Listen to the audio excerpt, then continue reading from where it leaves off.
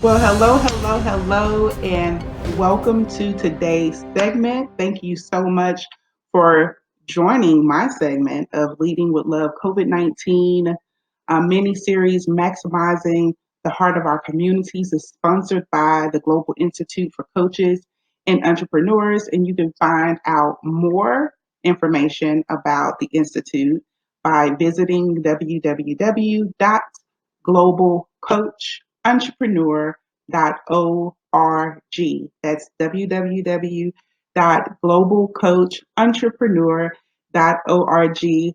My name is Master Coach LaKendra, and I am the founder and CEO of the Global Institute for Coaches and Entrepreneurs. And I thank you so much for joining us on this platform that's built from the heart.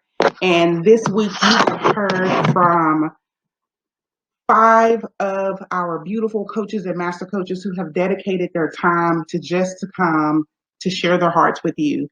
And I could not be more grateful for the time that they have sacrificed and have given without pay. And that just speaks volumes about the type of coaches that we are developing, and coaches who are coming in to help us to continue to develop the coaches that we have, that are journeying on and moving on to the to master coach level in our master coach program. So I'm actually going to close out the week, and next week, if you have been following us, Monday we start 8 o'clock. The first premiere happens on YouTube. So please follow us. Go and like our YouTube page. It's bit.ly, which is bit.ly, and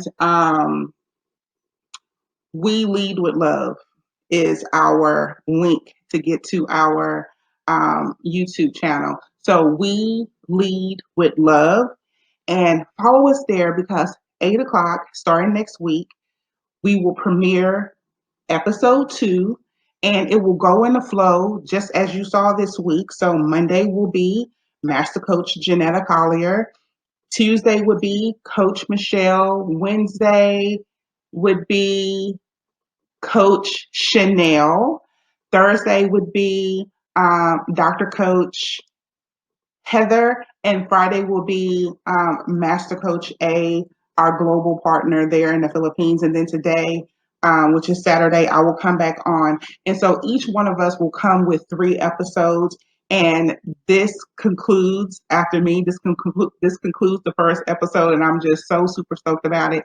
And next week we will have episode 2, and then a week after that we will have episode 3, and then we will start our second series with brand new coaches. And so we're just gearing up for that and bringing those coaches in. So I want us to talk today very briefly. It's something that I love to do, and that is writing love letters. Who is the best person to receive a love letter from? I know most of us will say, from someone that we may admire. Yeah, we probably could. But I found that when I wasn't in a state of mind or in a position to admire anyone, or no one was admiring me, I needed to learn how to admire myself. I needed to learn how to pick myself back up, and I need to learn how to appreciate myself a little bit better. So my topic today, and what's going to be for the rest of the series, for series 1, is my love letter to COVID-19. Because right now, that is what we are going through. And we wanted to create a space where you could come here and disconnect from all of the noise of false news, noise of real news, noise of, you know, fuzzy news, because we just don't know truly what to trust. So, what we're learning how to do is to trust ourselves, trust our own hearts, trust our own center of our core. That's what we're learning how to do. Trust our families. Our single parents are stepping up, and they're leading their families, and their children are learning to trust them better. not the school system, not the community centers, but they're in the home. Husbands are stepping up and leading their families. You know, those who have that's in a two-family home and they're leading their families. Moms are leading their families. They are now both the headliners of their country, and the children are looking for answers, looking for the leadership and in those type of homes. And then, you know, you just have, you know, households who you're leading your animals. You know, you're leading your animals, you're leading your friends, you know, your friends who are like you, who may not have a spouse or have any kids, but y'all are looking to each other and you're leading one another with your hearts. And so this is the reason why we created this, so we can reconnect with the heart, so we can remember and we can be inspired by people, everyday people who are not on television every day and who are on social media every day, and just everyday people, our neighbors, you know, our folks that's down the street, our folks who are just on here because truly we can relate to them. That's the reason why we're here. So, my love letters to COVID 19, getting centered with my mind, is going to be the love letter that we're going to write today. Getting centered with my mind, episode 1, is going to be so super dope. And I'm just so glad and in love with the content that I've created for you on today. So I am a love driven action coach in my own personal practice. I coined that word, and the love driven action coach is basically a coach that is for people who are ready to take action in their life, ready to see results in their life, ready to change the trajectory of their future by what they choose to do right now today. So if you are that person, you're going to simply love this, because I took it from such a scientific area and bring it to more of a science, more of a spiritual connection, more of a human connection, so we all can relate to each other. Um, so let's get started. I want to start with a letter or a poem about uncertainty, and it's called "The Viewers May Think That They Can Process It All" by Stephanie Gray. And Stephanie Gray is one of my newly found poets, and she's also a filmmaker of a short Super 8 film series that kind of explores urban space, gentrification, queer identity, feminism, and disability class. So she is definitely my type of chick. She's definitely my type of chick because you can tell that she writes from a place of people who are overlooked, people who, you know, feel that they don't exist, people who feel like they're not being seen. So to be able to dive a little bit deeper into her poetry, which I love poetry, and a lot of people don't know that about me, but I really, really do, which is the reason why I relate to so many genres of music, is the reason why I'm going to share her poem of uncertainty. It's here, let's read it together. But they are fooling themselves. If there's a window open, you might have a chance. If you hadn't all gone to holy name, and the world didn't change, if you only bent the laws of physics so much, and the tides weren't so strong on the Hudson, if you didn't have to go, if it wasn't a dream you still believed in, if that different kind of memory didn't take hold, if your muscle memory didn't steady you, if you didn't have orders you couldn't ship, if you didn't see what you saw, if the crawl wasn't always hungry, if there weren't celebrities in every sphere, if you didn't know all the criminals in your neighborhood, if nothing else, if nothing ever happened here, if it wasn't a country club, if there wasn't magic in actuality, if you didn't dislocate the phrase, if you didn't grind the blue sky, if it hadn't been a downward trajectory, if the shadow didn't undo itself, if you all weren't all on a break, if everyone didn't shut down, if Canada wasn't in the escape plan, if the future wasn't sparkling with nostalgia.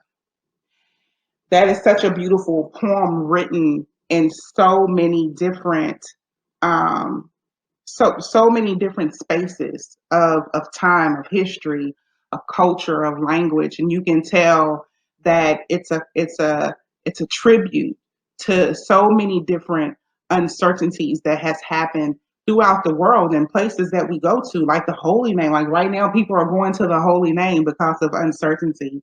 Some people are truly, in the space of fear, or truly and like I just don't know what's going to happen. But in this poem, what if we just didn't know? Would it still be okay if we could just really take today and create our tomorrow? Is that okay? Because she showed some instances where the memory really didn't have to exist to create our tomorrow. What if we didn't have those celebrities? Would our world not be perfect without them, without our forefathers, without our government, without any of the things that we feel that we need to thrive, that we feel that we need to hear from in order for us to move in a way of nostalgia, to move in a way of our Canada, places that we have in our mind that gives us peace and comfort? Do we truly have to have other things in place in order to get to that space? That's what I love. That's my interpretation of Stephanie Gray's poem, and hopefully you can relate to it. Because when you are writing your love letter is going to come from your own literature, your literary voice, your own literary tongue, and how you write is just how you write, how you are going to predict, how you're going to project and own the space that you're in. Okay? Good. So, because of this, and she talked about the laws of physics, and everyone already know because I tell everybody in my talks that at the end of the day, I'm a sociologist. My degree is in sociology and psychology. Sociology is my first love. I love the study of behavior and people in society. And so it really made me kind of dig deep into uncertainty. And of course, what did I find? Heisenberg's uncertainty principles of science. And you don't have to be smart to learn from this. That's why I have it written here for my visual learners, my kinesthetic, my auditory learners. We're all here. We can learn right here in this space. It's written, we can see it, we can screenshot it, we can write it down, we can process it all together. In red are words that stood out, even with me reading it, how my brain works when you're dealing with an ADHD brain. Those of you who has experience of this or suffer from this or not suffer, you have created a sensation of excellence with your ADHD brain like I have. We see things just totally different. We're able to compartmentalize differently. And so as I'm reading, I even had to take speed reading in college. In my speed reading classes, we learned how to just move through a sentence, looking for keywords, looking for different, you know, um, like grammatical errors that may even exist in a sentence, because it's like a freedom of expression. Especially around the time I went to college, there was the way that we were writing, the volume had changed even in APA format when I went to college, and so people were being more expressive in their writing. Even in high school, my senior year, I just wrote from expression and I sucked at grammar. So in speed writing, we learned how to find those grammatical errors because it helped the brain shift in a different view of how we read through the paragraph even faster. And so I've learned how to just look at a paragraph, pick out like literally in minutes, I can pick out 10 key words and summarize the paragraph. So when I was reading about the Heisenberg uncertainty principle, these were the words that I picked out. The uncertainty principle is one of the most famous ideas in physics, and it's probably the most misunderstood, which is probably why I related to it. It tells us that there is fuzziness. Fuzziness stood out to me. Fuzziness in nature, a fundamental limit to what we can know about behavior. Behavior stood out. A quantum particle, and therefore the smallest scales of nature. Of these scales, the most we can hope stood out, that whole phrase, the most we can hope for is to calculate probabilities. Probabilities stood out for where things are and how they will behave. Behave stood out. That whole sentence actually stood out. Unlike Isaac Newton, and we learned really about Isaac Newton when we were in school. Everybody pretty much learned about Isaac Newton here in the United States. Clockwork universe where everything follows clear cut laws and how to move. I didn't underline that because this is the norm, right? We have these clear cut laws and how we move. That's the norm. And prediction is easy. Easy is a key word that stood out. If you know the starting conditions, the uncertainty principle enshrines a level of fuzziness. Fuzziness is there again, which means that it's such a powerful word in this principle alone, into quantum theory. So when I'm looking at that and I'm trying to analyze and I'm trying to make sense of Eisenberg's uncertainty, what I took just from my keywords is that anything that we could hope for, or we can see, or we can imagine, and we can dream of, it's truly your responsibility to create it, to manifest it if you want it to be your truth. Or it could remain in a space like Isaac Newton's laws, where you can just say, "Hey, this is how that can't be possible." Why am I dreaming of that? That can't be possible because it's not in alignment with how the Earth is moving right now, right? But if you can really stay in your own fuzziness, in your own mindset, which means that there is hope, that there's possibilities or probabilities that you can truly, truly, truly bring to light, manifest what it is that you want to create in your own uncertainty. Bring it to certainty where it doesn't have to be a law of uncertainty. It can just be a law of how you choose to live. Y'all get it? Okay, keep following me. So the uncertainty principle is at the heart. Here's another one. Boom. When I saw that, I knew that this was truly in alignment. Um, it just dropped out. It just dropped out of heaven. I'm just gonna say where it came from. It just dropped out of heaven, and this was meant for us today, right? Because of the word heart. It mentions it right here. The uncertainty principle is at the heart of many things that we observe but cannot explain using classical physics, right? I don't have to be a scientist to even get this statement that's written for science. I can relate it right now to my life. So, in the center of all of this, what I have to do is I have to check with my heart. I have to get centered back with my heart. It doesn't have to be explained. I don't have to understand why my flow of how I'm getting ready to move has to make sense to anybody. It doesn't have to make sense to anybody. It just has to make sense to you and your heart. Fair enough? Okay, let's keep it moving. There is an inherent uncertainty in the amount of energy involved in quantum processes and in the time it takes for those processes to happen. Instead of position and momentum, Heisenberg's equation can also be expressed in terms of energy and time. So that right there stood in alignment with truly how we live in every day. In order for your energy, in order for your energy to get involved with the processes that are happening in this world right now, in this time, in order for you to happen in this time, you have to put forth the energy and the time. Your position, which we always talk about, position, that's the reason why we have all these freaking positions, because everything has to have a position, or does it?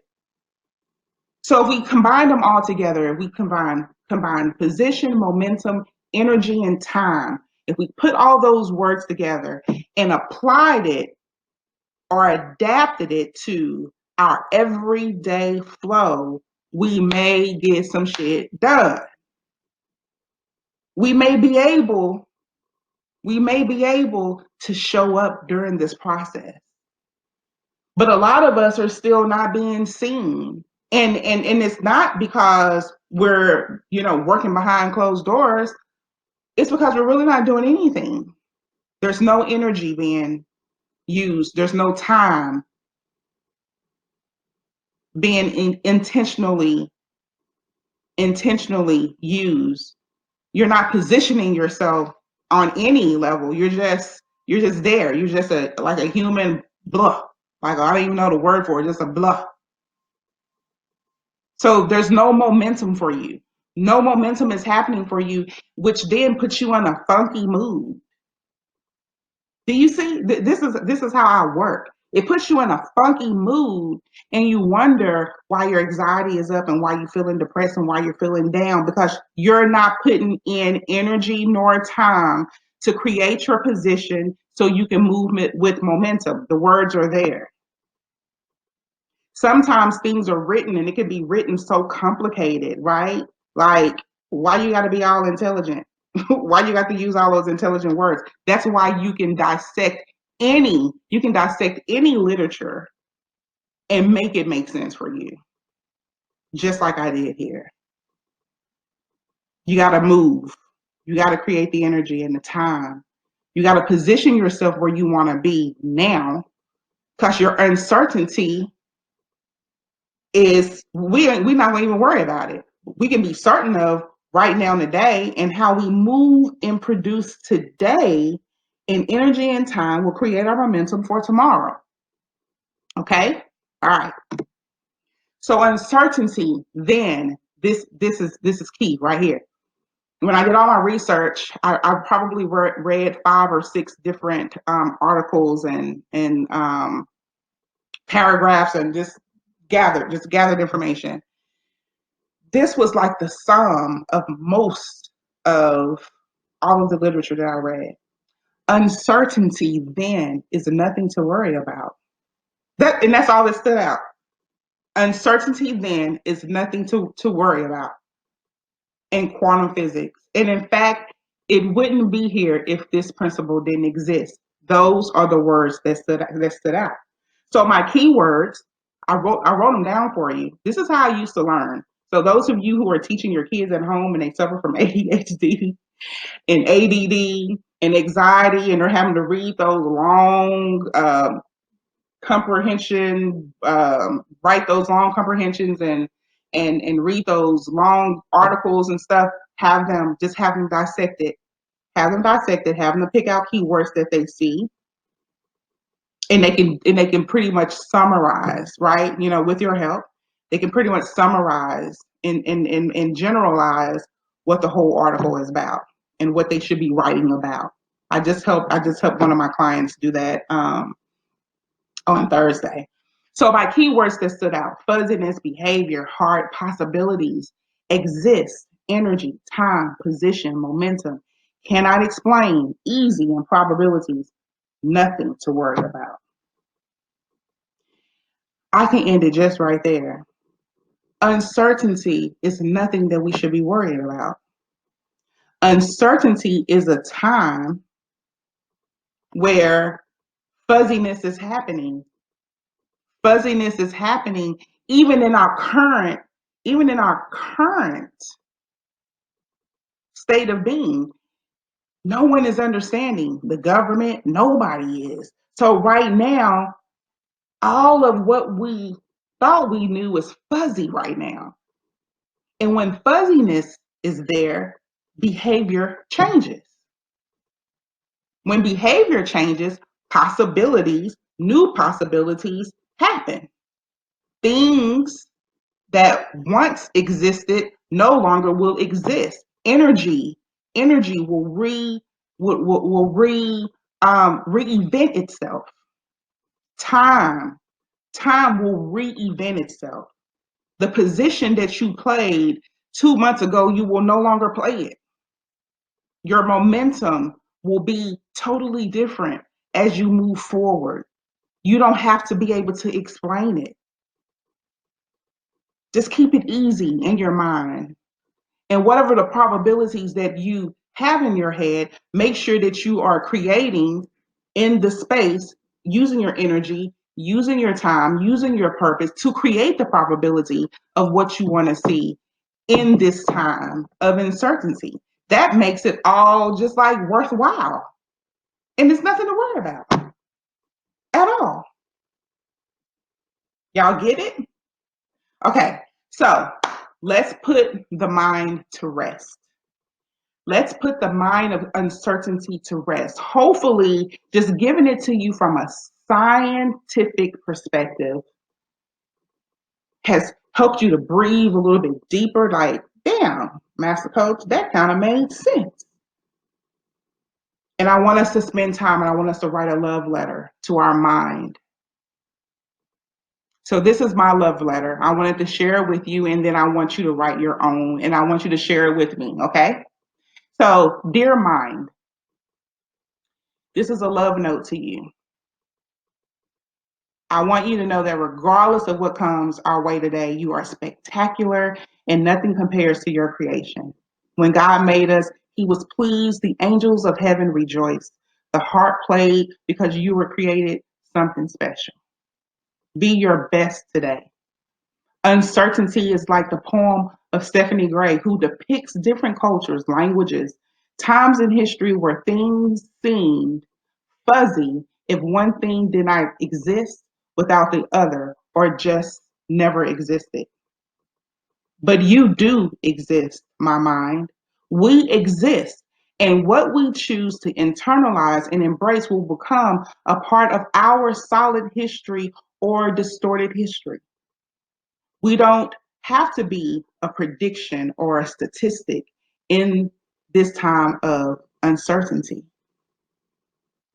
We will create us a new man with a heart, and you will listen to the heart and remove uncertainty and flourish in love. Love, LaKendra. Write you a love letter to yourself. You don't have to wait for it to come from anybody.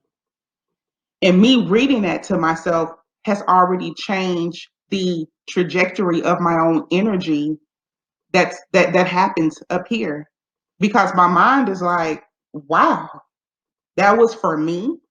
And already it's operating in a whole different state of being, not a state of laziness, not a state of fear, not a state of doubt, not a state of, I don't think I'm good enough. It's operating in a state of excellence because that is what I gave it. So put your mind to rest and write your love letter to your mind. Week 1, we're going to write it to the mind first. I want you to email it to me at simplylakendra@gmail.com. Share your letter with me. Start it off with Dear Mind. Next week, we'll address our body. So next week, I'll be back Saturday, 8 p.m. on Facebook. No, 8 p.m. on YouTube. And then 8:30 on Facebook. So I appreciate everyone for being here, and I appreciate the Global Institute for Coaches and Entrepreneurs for creating this space of the heart for us to share. And I want to leave you with a quote that I found, and because it's not right in front of me, I may not even quote it the right way, but it says something um, in the flow of, when the world creates the new man, religion will not exist, government will not exist, the old way of life will not exist. What will exist is awareness of what is, where everybody can live in harmony on one accord. And hopefully, your heart is in a flow of that.